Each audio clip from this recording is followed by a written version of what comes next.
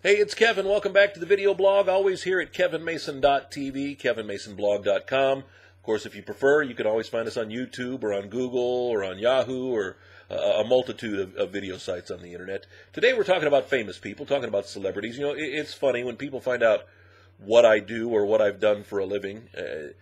They always want to start asking about people I've met, famous people I've met.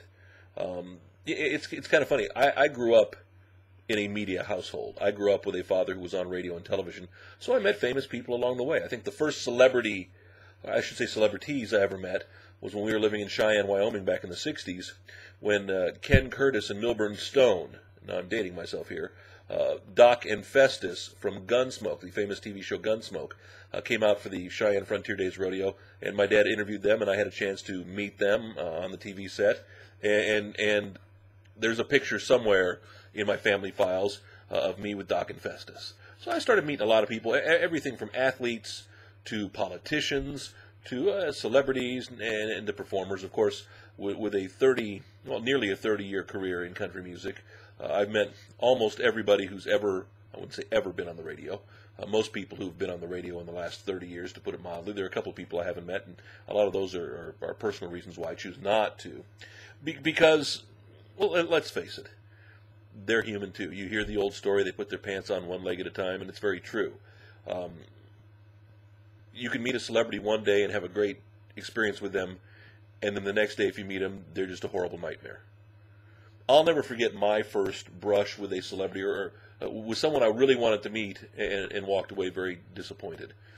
Back in the, I think it was 1970s, there was a book about baseball, a very scandalous book called Ball 4, written by former Major League pitcher Jim Bouton. Pitched for the Yankees, he pitched for the Seattle Pilots. I met him when he was working in the Atlanta Braves organization, when I was working in a minor league baseball team for the Tidewater Tides many years ago, and they brought him down. Needless to say, Jim Bouton wasn't the nicest guy in the world, and I was crushed. Because for some reason, Ball 4 really spoke to me as a kid, and I really, wanted to meet him and thought it was kind of cool. I learned the lesson pretty early on.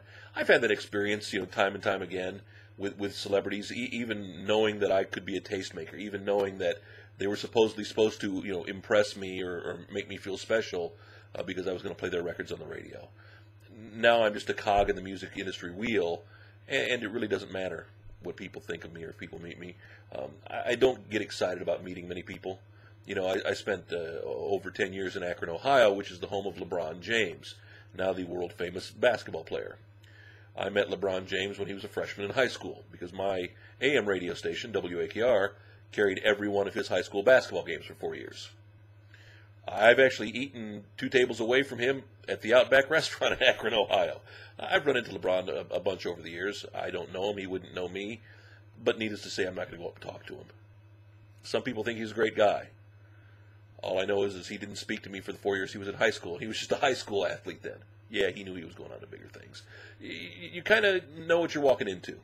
And then sometimes some of these celebrities are really nice. And it can be kind of cool.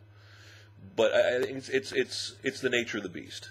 It's one of those things, even there's some people, I'll never forget, back about 2-3 months ago, my buddy Jack and I were out eating lunch at the Whole Foods. And I look out the window where we're sitting there by the counter, and there is Robert Plant of Led Zeppelin. Now, you know what? I was never a big Zepp fan, but he's living royalty. He's the real deal. I wanted to go up and say hello. I thought wiser of it. You never know what you're going to bargain for when you're talking to a celebrity. I'm sure you have experiences, both positive and negative.